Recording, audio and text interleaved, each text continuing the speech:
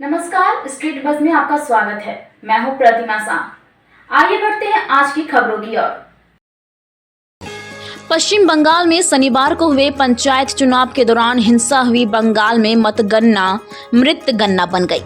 बता दें कि मृतकों में सत्ताधारी दल तृणमूल कांग्रेस के 6, भाकपा कांग्रेस और आईएसएफ के एक कार्यकर्ता मृतकों में शामिल हैं। एक तरफ भाजपा द्वारा राष्ट्र में राष्ट्रपति शासन लगाने की मांग की जा रही है। अगर बात करें झारखंड के राजनीतिक दलों की, कि झारखंड के सत्तारूढ़ दल झामुमो के केंद्रीय प्रवक्ता मनोज पांडे ने इस हिंसा के लिए भाजपा को जिम्मेदार ठहराया है।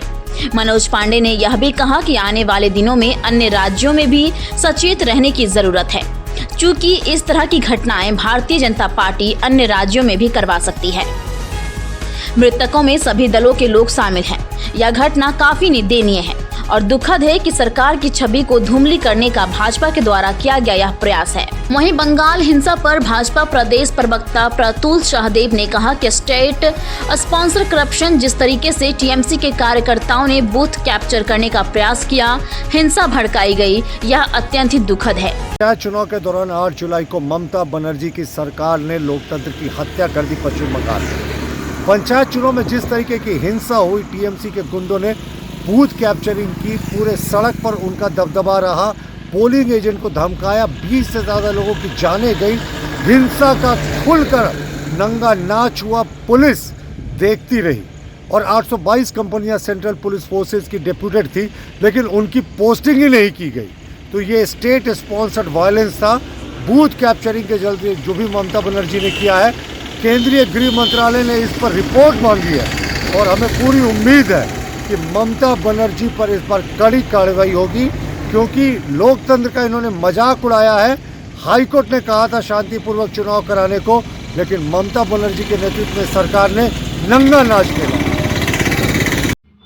प्रधानमंत्री नरेंद्र मोदी जी की सरकार किसानों को कल्याण सुनिश्चित करने का जो संकल्प लिया था, उसको धरातल पर हमेशा उतारने का काम किया है।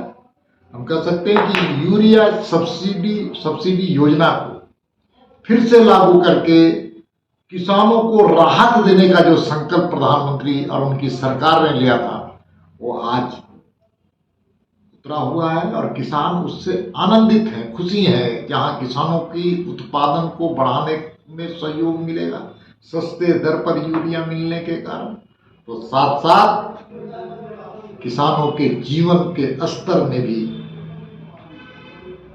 आगे बढ़ने का काम करेगा। इस योजना के तहत मोदी सरकार ने उर्वरक सब्सिडी बढ़ाकर अपने किसानों को उर्वरक की अधिक कीमतों को बचाया है और यूरिया मानते हैं कि इसके माध्यम से किसानों को लाभ मिलेगा। और झारखंड में तो प्रधानमंत्री जी की विशेष कृपा है। नैनो यूरिया, लिक्विड यूरिया छोटे छोटे बोतलों में मिलने का काम होगा और यहाँ के किसानों को जहाँ ट्रांसपोर्टेशन की में सुविधाएं मिल जाएंगी, ट्रांसपोर्टेशन की कीमत कम लगेगी और नैनो यूरिया भी सस्ते दर पर मिलने का काम होगा, जिससे किसानों को राहत मिलेगा। आइए हम सब मिलकर के मोदी जी के संकल्प को आगे बढ़ाते हुए किसानों के आय को दुगने करने का जो संकल्प है, उसे पूरा करने में प्रधानमंत्री जी के जो सपने हैं उसको मजबूत करने का काम करें।